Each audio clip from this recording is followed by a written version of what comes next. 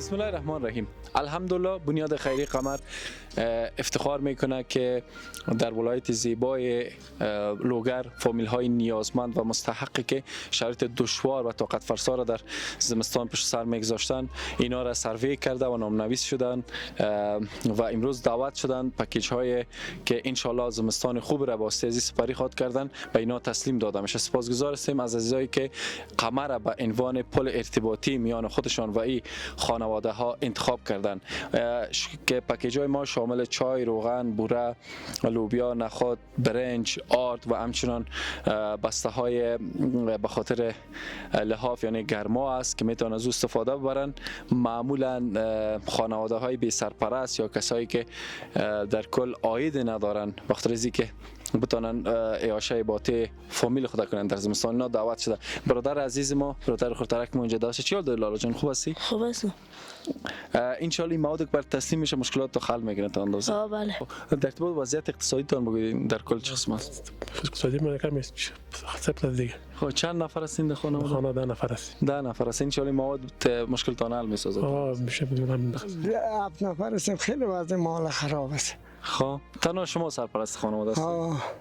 خب این مواد ان شاء الله تا اندازه مشکلات تان. والا یک چیز خوب میشه. خوب شکر سازه. ما بخیر باشین. زنده باشین. چند نفر هستین در فامیل؟ 12 نفر. 12 نفر هستین؟ بله. و تنها شما سرپرست فامیل هستین؟ بله من فامیل خود هستم. از کجای لوگر مالش؟ ولایت. خب چطور است وضعیت اقتصادی تون خاله؟ زه تا کونډه ما به بیچاره به وزدي ما داسې خلکو سره موږ هر وخت تر خوشاله یو. والا د هر وخت لپاره روغ جوړ او کامیاب درې چې موږ سره هر وخت لپاره کومک کوي. څو کسان است تاسو په کورنۍ کې؟ موږ نه کسان. سرپرست څوک شته؟ سرپرست نه کونډه ما بچانی مې د جنکې مې سرانه دی او ورکې د سرانه دي. څنګه خاله جان خې؟ خیر خدا سي وضعیت خراب ده. په خدای کې یو شی پیدا کیږي چې د خوراک شی پیدا سي د جامې نه پیدا کیږي جامه پیدا سي خوراک نه پیدا کیږي. الله څو کسان تاسو؟ یو لس نفر.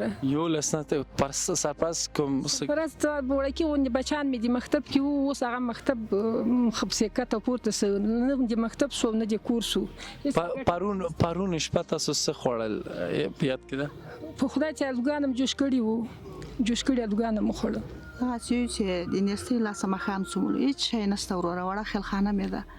ابد روسه غاز دبم والته ملي خورانو ته ارشد تسسیدلی د خورانو د غریبانان ولای تاسو خیرات قبول و منظور. الهی آمین. و قابل یادآوری است که رضوان عزیز مبلغ 3300 یورو بی آجی محجوبه و هم 400 یورو از طرف خواهر ما لیلا جان کمک شده است که ما در جمع از این مواد از پیش از او استفاده بردیم. خدا در پرونده نامه اعمال خیر اینا حساب بفرمایه.